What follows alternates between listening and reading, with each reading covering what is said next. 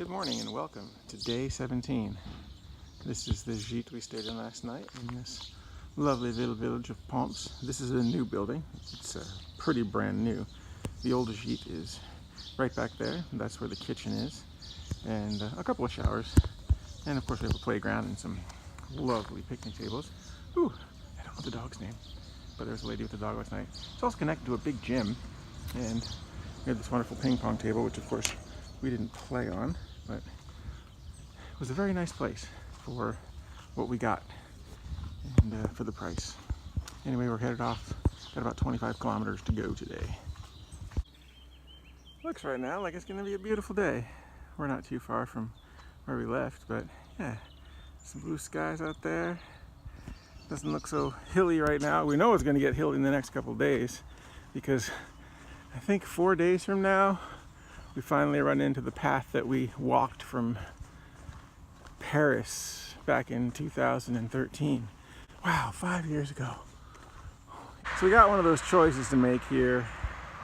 We either go straight and then off into something we don't know about, or we take a quarter-mile walk on this relatively busy road to another road that we know about. Now, we just saw some pilgrims head off that direction, and they've already stopped in the middle of whatever it is they're in. So I think the choice is clear. I'm going to brave the road, get off to the side if there are trucks. It's only a quarter mile, and then I get to turn left onto another smaller road. Yeah, that was an easy choice.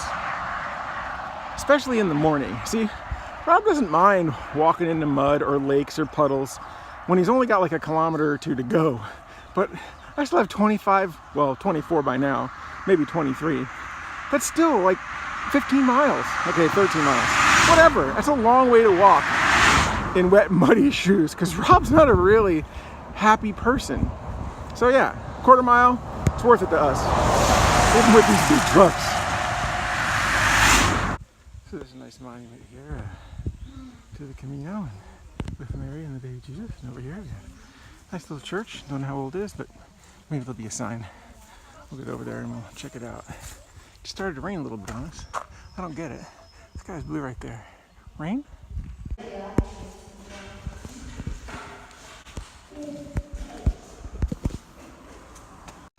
So we've come upon our next little town. This is Artés. And we did see a sign for that church we just saw. It was from the 12th century. I forget the name of it already, of course. But there's a black cloud above our head, so we think we're going to take a break and grab a coffee right over here.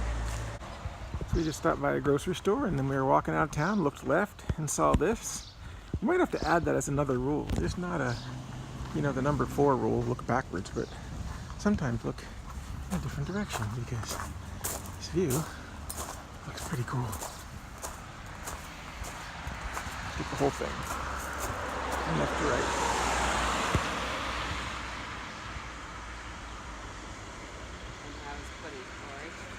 We just had a nice cup of coffee with Jérôme and Francois, two French brothers who are both retired. Jérôme speaks a little bit more English than Francois, but Jérôme lived in Poughkeepsie for about a year, he said. So he knows Pennsylvania, knows where it is when he was in Poughkeepsie. And they just bought me coffee, and I had no idea. We just sat down and started talking, and next thing you know, they were leaving, and they said, "Oh, it's already paid for." And I'm like, "Oh, I really do love Le Chemin sometimes." Because I would have bought them coffee, but they paid before I could get there. So, anyway, they're up ahead there. I don't know if you can see them. You can see one of them for sure. He's just about to go out of sight, and he's gone. That's Jérôme. He's a little faster than his brother. But very, very nice French gentleman. One thing I forgot to say about Francois, who's right in front of us, and his brother Jérôme, is we share a similar philosophy, ideology on Le Chemin. And it's one of those, it doesn't matter which way you go. You can take the chemin through the woods, through the mud, through the grass, or you can take the route. We're still walking there. Sometimes I'm walking farther on the route, but sometimes they're taking the route as well. It's not about walking the same exact way that somebody else did last year or 5 years ago or who knows when, because the chemin always changes. Every time we come here, there's a different route, there's a different way to go. That's not the point. The point is just to go. 2 days after the hardest rains have fallen, you still see the effects of flooding on this man's poor cornfield, I think. I mean, I think it's corn over there. That was the best view I had through the trees. Maybe I'll get another view up here a little bit, but it's kind of sad. Yeah, that's his livelihood, and half to 3/4 of his cornfield looks like a lake, a really ugly brown lake. And I'm pretty sure it's corn out there, but it's really hard to see through these trees. Poor guy. Another neat old house. I love shutters. I would love if they were painted, but I love that gate too. I mean, they're painted, but they're painted white. Anyway, it looks like we're coming into downtown lunch stop, also known as Maslach. I know a bunch of pilgrims are going to be stopping here today because it's about 20 kilometers from our last stop. And yeah, but our ankle is doing much better. I'd say we're 95% on the ankle now, so we're going to keep going. But this is lunch stop, so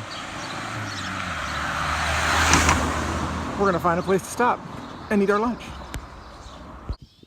Yeah, downtown lunch stop is actually pretty neat. Look at all those old neat houses back there.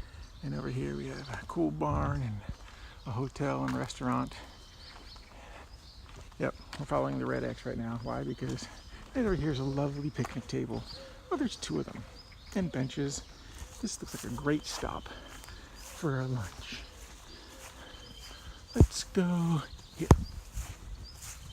Well, we were just on our way out of town, and then we came across a store and saw this. Never seen M&M peanut ice cream, so of course we're taking another break so we can eat it. Right here, still in lunch stop. It's a long lunch stop today. Headed out of lunch stop. I just had that overpriced M&M ice cream bar in Orangina. Probably cost me more than breakfast, but it was okay. And we have a choice again. We can go left and over towards the river, y'all remember the river, or stay on the road. Well, just looking over here to the right, where the low land that's not a river is like a lake. I mean, see that picnic table? That is almost underwater. It's probably gonna be smarter for us to continue with the road today. There's a cool tower back there. I can't really see it through these trees. Hold on.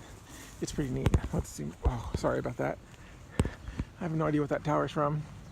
But it's a neat old tower right there in the middle of the trees. Anyway, yeah, that route over there says Route Barre too. My guess is there's some flooding coming up, and our best bet is to stay with the road, because even if the road is flooded, at least we know what's underneath it. So we have a nice view right now. Thought we'd share it with you.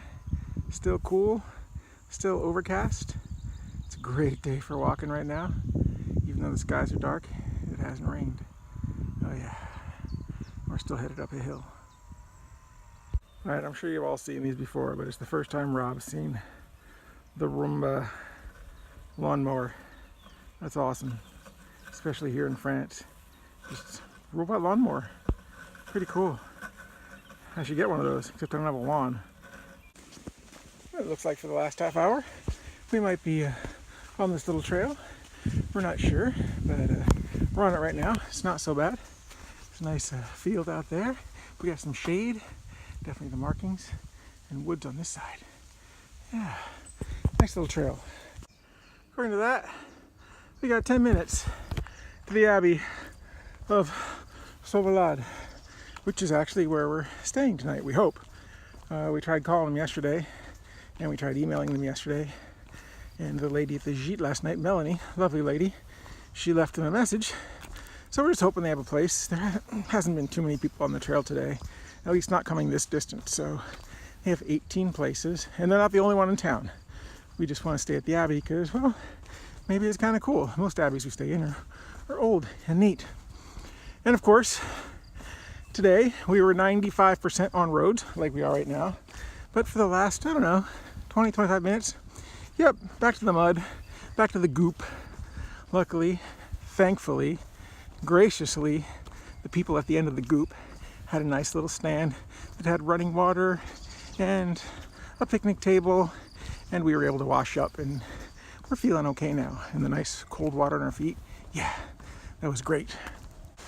Coming into Sauvelade now, I'm gonna guess that this here is the Abbey.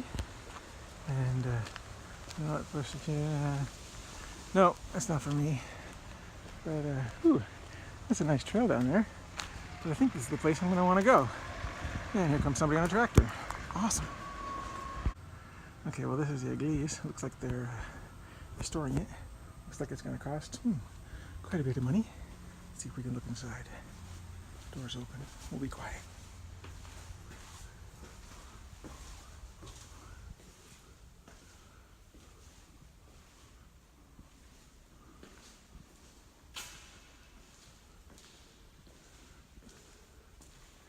Yeah, it's pretty neat.